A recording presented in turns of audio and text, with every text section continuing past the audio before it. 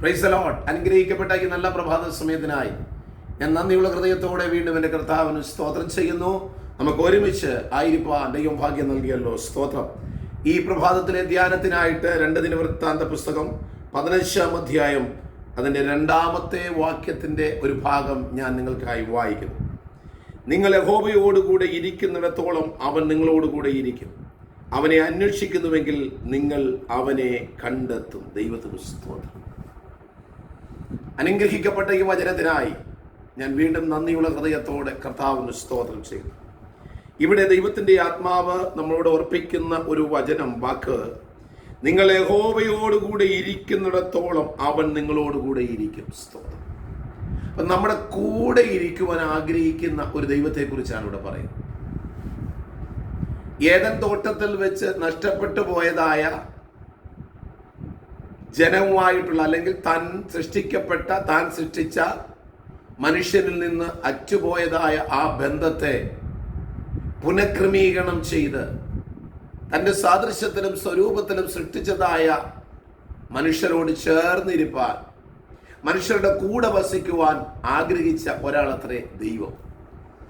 ആ ദൈവം തന്നെ ഇന്ന് പകൽക്കാലം നമ്മളോട് പറയുന്ന ഒരു വചനവും ഇതാണ്: നിങ്ങൾ യഹോവയോടുകൂടെ ഇരിക്കുന്നിടത്തോളം അവൻ നിങ്ങളോടുകൂടെ ഇരിക്കും. സ്തോത്രം. അപ്പൊ ദൈവത്തിന് നമ്മുടെ കൂടെ ഇരിക്കണമെന്ന് ആഗ്രഹമുണ്ട്. പക്ഷെ നാം അതിന് അവസരം ഒരുക്കി കൊടുത്തെങ്കിൽ മാത്രമേ ദൈവത്തിന് നമ്മുടെ കൂടെ ഇരിക്കുവാൻ സാധിക്കൂ. എന്നെ ശ്രദ്ധിക്കുന്ന വാത്സല്യ സഹോദരങ്ങളെ, നമ്മുടെ ജീവിതത്തിൽ ദൈവത്തിന്റെ സ്ഥാനം എവിടെയാണ്?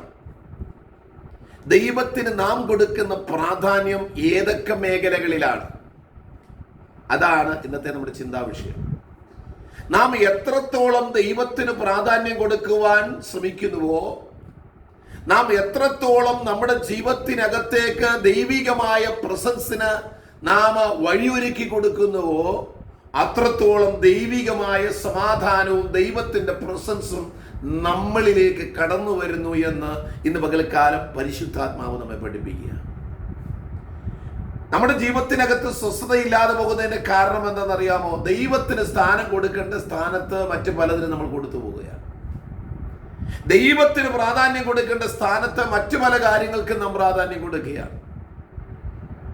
സുവിശേഷങ്ങൾ വായിക്കുമ്പോൾ കർത്താവ് പറഞ്ഞൊരു വചനം ഇതാണ്: അതേ, മുൻപേ അവന്റെ രാജ്യവും നീതിയും നിങ്ങൾ അന്വേഷിക്കുക, അതോടുകൂടി നിങ്ങൾക്ക് സകലതും ലഭിക്കും. സ്തോത്രം. ഇന്ന് പകൽക്കാലം നമ്മുടെ ജീവിതത്തിൽ പ്രാധാന്യം നമ്മുടെ ദൈവത്തിനാകട്ടെ. നമ്മുടെ കൂടെ ഇരിക്കുവാൻ ആഗ്രഹിക്കുന്ന ദൈവത്തിന്റെ ആ ആഗ്രഹത്തെ ഒന്ന് സാധിപ്പിച്ചു കൊടുക്കുവാൻ നിങ്ങളിൽ എത്ര പേർക്ക് സാധിക്കും? മറ്റു പലർക്കും നമ്മുടെ ജീവിതത്തിനകത്ത് നാം സ്ഥാനം കൊടുത്തിട്ടുണ്ട്. പിശാച് പോലും നമ്മളിലേക്ക് ആധിപത്യം സ്ഥാപിച്ച് കയറി വന്നിരിക്കുന്ന ചില സന്ദർഭങ്ങളുണ്ട്. എന്നാൽ എത്രയധികമായി നമ്മെ സ്നേഹിക്കുന്നതായ നമ്മുടെ ദൈവത്തിന് നമ്മളിൽ എന്ത് സ്ഥാനമാണ് നാം കൊടുത്തിരിക്കുന്നത്?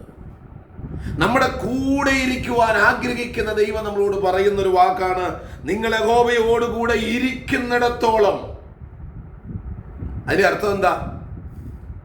നമ്മൾ എപ്പോഴും ദൈവത്തോടു കൂടെ ഇരിക്കണമെന്നുള്ളതാണ്. നമ്മൾ ദൈവത്തിങ്കൽ നിന്ന് മാറിപ്പോയി കഴിഞ്ഞാൽ ദൈവത്തിന് നമ്മളോട് ഇരിക്കാൻ കഴിയത്തില്ല. നമ്മൾ പലപ്പോഴും ദൈവത്തെ വേണ്ട എന്ന് പറഞ്ഞു പോകുകയാണ്. എപ്പോഴൊക്കെയാണെന്ന് അറിയാമോ?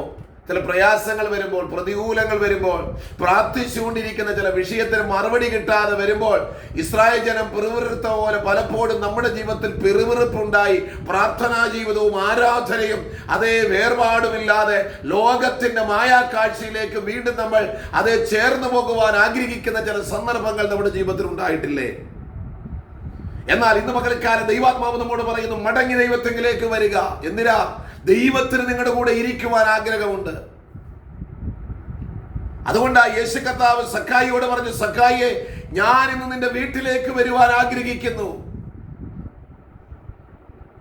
അവന്റെ വചനം പറയുന്നു: ഞാൻ വാതിൽക്കൽ നിന്ന് മുട്ടുന്നു, ആരെങ്കിലും എന്റെ ശബ്ദം കേട്ട് വാതിൽ തുറന്നാൽ. ഇന്ന് പകൽക്കാലം യേശു കർത്താവ് നിങ്ങളുടെ ജീവിതത്തിന്റെ ഏത് മേഖലയിലാണോ അതിലേക്ക് ഇറങ്ങി വരാൻ ആഗ്രഹിക്കുക.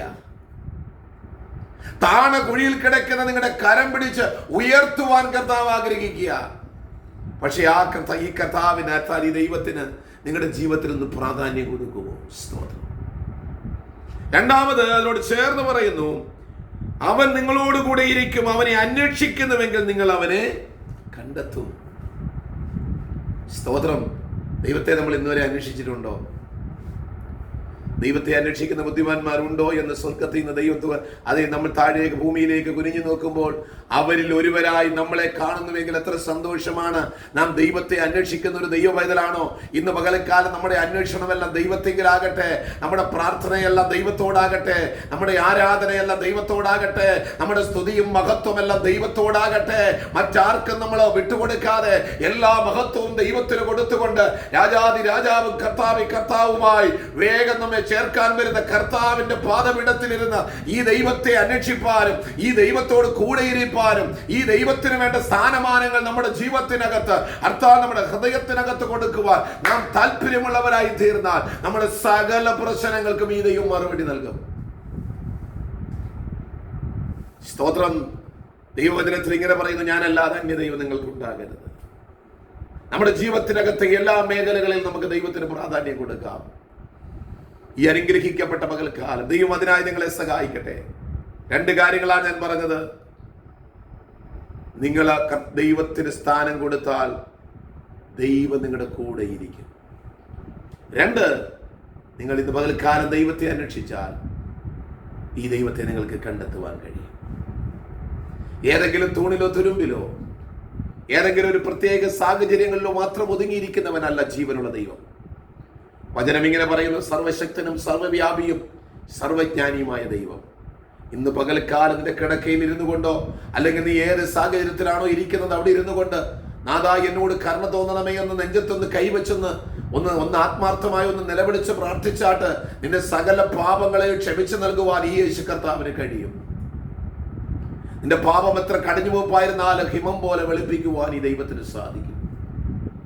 നിന്റെ ഭാരമേറിയ വിഷയം എത്രയാ കഠിനമേറിയ വിഷയമായിരുന്നാലും ഈ നിന്റെ വിഷയങ്ങളെ പരിഹരിച്ചു തരുവാൻ ദൈവത്തിന് സാധിക്കും. മാരകമായ രോഗത്താൽ നീ ഭാരപ്പെട്ടു അനേക വൈദ്യന്മാരെ കണ്ടു, അനേക ആശുപത്രികൾ മാറി മാറി നീ സന്ദർശിച്ച് ട്രീറ്റ്മെന്റുകൾ ചെയ്തിട്ടും ഇന്ന് വരെ നിനക്ക് അതിന് മറുപടി കിട്ടിയിട്ടില്ലെങ്കിൽ യേശു കർത്താവ് പറയുന്നു, ഞാൻ നിന്റെ കൂടെ ഇരുന്ന് ഞാൻ നിന്നെ സൗഖ്യമാക്കുന്ന കർത്താവാണ്.